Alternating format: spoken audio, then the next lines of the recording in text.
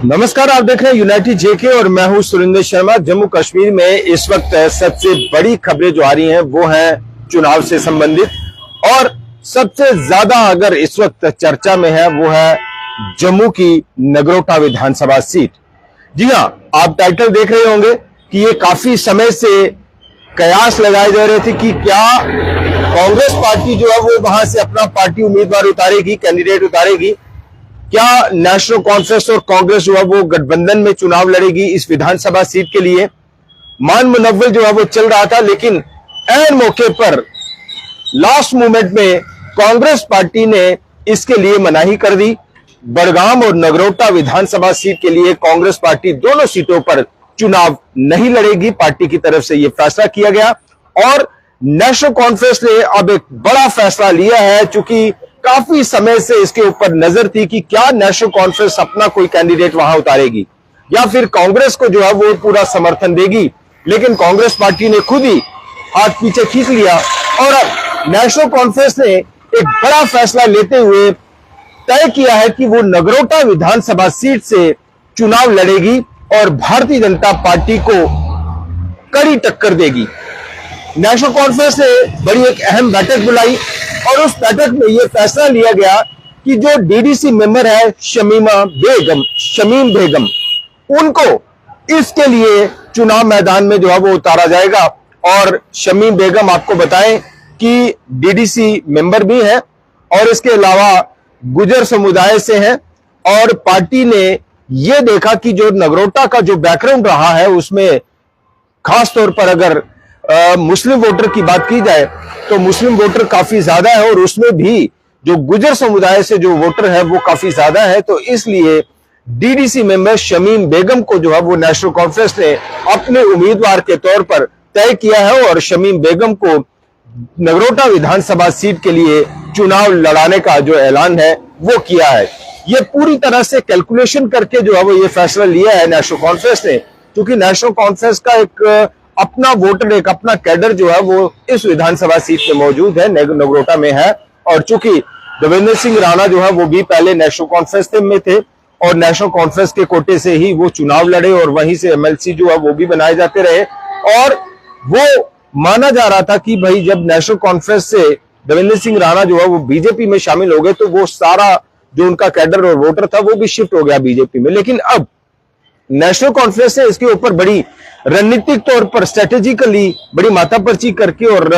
पूरी तरह से परम्यूटेशन कॉम्बिनेशंस का जो है वो काम करके इसके ऊपर थॉट प्रोसेस करके ये फैसला लिया कि भाई अब नेशनल कॉन्फ्रेंस जो है वो सीधे तौर पर भारतीय जनता पार्टी के लिए ओपन स्पेस नहीं छोड़ सकती, खुला मैदान नहीं छोड़ सकती, और अब नेशनल कॉन्फ्रेंस जो है वो नगरोटा से खुद चुनाव लड़ेगी। चूंकि उमर अब्दुल्ला ने 2 दिन पहले जम्मू में प्रेस कॉन्फ्रेंस की थी और उसमें उन्होंने जिक्र किया था कि अगर कांग्रेस पार्टी कोई अच्छा कैंडिडेट, बेहतरीन कैंडिडेट देती है तो नेशनल कॉन्फ्रेंस को फिर कांग्रेस का साथ देने में, समर्थन देने में, सपोर्ट देने में कोई एतराज नहीं है। लेकिन हमें लगता है कि शायद कांग्रेस के पास उतने बड़े कद का कोई नेता, कोई चेहरा शायद मौजूद नहीं था जिस पर नेशनल कॉन्फ्रेंस जो है वो फिर अपनी सहमति दिखाती, कंसेंसस डेवलप होता और उसके बाद जो है वो कांग्रेस पार्टी अपना कोई उम्मीदवार उतारती और नेशनल कॉन्फ्रेंस जो है वो उसको सपोर्ट करती। लेकिन ये एक बड़ी खबर जो है वो आ रही है, बड़ा अपडेट आ रहा है कि नेशनल कॉन्फ्रेंस जो है वो खुद नगरोटा विधानसभा सीट से चुनाव लड़ेगी और शमीम बेगम जो कि गुजर समुदाय से ताल्लुक रखती है उनको इस विधानसभा सीट के लिए अपने उम्मीदवार के तौर पर तय किया गया है। और शमीम बेगम जो है वो भारतीय जनता पार्टी की देवयानी राणा जो कि देवेंद्र सिंह राणा की सुपुत्री है, उनको टक्कर देने के लिए नेशनल कॉन्फ्रेंस ने उन्हें शमीम बेगम को मैदान में उतारा है। और बड़गाम सीट पर भी नेशनल कॉन्फ्रेंस जो है वो चुनाव लड़ रही है, यानी दोनों विधानसभा सीटों पर कांग्रेस ने पैर पीछे खींच लिए हैं और नेशनल कॉन्फ्रेंस जो है वो अब बड़गाम सीट के लिए तो बड़ी प्रबल और मजबूत दावेदार मानी जा रही है। लेकिन क्या नेशनल कॉन्फ्रेंस जो है वो नगरोटा विधानसभा सीट पर भी अपनी पार्टी का जो परचम है वो क्या लहरा पाएगी? क्योंकि ये बड़ा दिलचस्प माना जा रहा है। कई राजनीतिक जानकार ये भी मान रहे थे कि भाई उमर अब्दुल्ला और देवेंद्र सिंह राणा के बीच में बड़ा गहरा संबंध रहा है, बड़ी गहरी दोस्ती रही है और कई कई लोग मान रहे थे कि अगर देवेंद्र सिंह राणा जी की पुत्री देवयानी राणा अगर वहां से चुनाव मैदान में उतारी जाती है तो हो सकता है नेशनल कॉन्फ्रेंस जो है वो अपना उम्मीदवार खड़ा ना करे। लेकिन ये राजनीति है, इसमें दोस्त कब दुश्मन बन जाए कोई पता नहीं और दुश्मन कब दोस्त बन जाए कोई पता नहीं। तो इसलिए अब नेशनल कॉन्फ्रेंस ने नगरोटा विधानसभा सीट के लिए अपने उम्मीदवार का ऐलान कर दिया है और शमीम बेगम जो है वो डीडीसी मेंबर है, गुजर समुदाय से है और उनको अब पार्टी का उम्मीदवार तय किया गया है नगरोटा विधानसभा सीट के लिए। अब देखना होगा कि जो नेशनल कॉन्फ्रेंस का जो वोटर था, नेशनल कॉन्फ्रेंस का जो कैडर था, जो देवेंद्र सिंह राणा के साथ चला करता था और उसके बाद वो सारा शिफ्ट हो गया भारतीय जनता पार्टी की तरफ जब देवेंद्र सिंह राणा ने भारतीय जनता पार्टी ज्वाइन की। क्या नेशनल कॉन्फ्रेंस अपने उस पूरे कैडर को वापस ला पाएगी? क्या अपने उस पूरे वोटर को दोबारा से पार्टी के हक में खड़ा कर पाएगी? या फिर देवयानी राणा के लिए भी एक बड़ी चुनौती होगी, एक बड़ा चैलेंज होगा कि उस वोटर को पकड़ कर रखना जो उनके पिता के साथ चलता रहा, जो नेशनल कॉन्फ्रेंस के साथ था, जो देवेंद्र सिंह राणा के साथ ही बीजेपी में शिफ्ट कर गया, कहीं वो वापस नेशनल कॉन्फ्रेंस में तो नहीं चला जाए। उस वोटर को, उस कैडर को हमें लगता है कि देवयानी राणा को पकड़ना बहुत जरूरी है और ये एक बड़ी चुनौती भी होगी क्योंकि नेशनल कॉन्फ्रेंस का, जैसे मैंने कहा कि उनका अपना एक गढ़ रहा है। नेशनल कॉन्फ्रेंस जो है वो एक कार्डर बेस्ड पार्टी मानी जाती है, भारतीय जनता पार्टी भी एक कार्डर बेस्ड पार्टी मानी जाती है। तो उस कार्डर को वापस लाना, क्योंकि अब देवेंद्र सिंह राणा जो है वो रहे नहीं, वो स्वर्ग सिधार गए हैं, उनकी पार्टी, उनकी जो बीजेपी है क्या उस वोटर को पकड़ पाएगी? और जो देवयानी राणा है क्या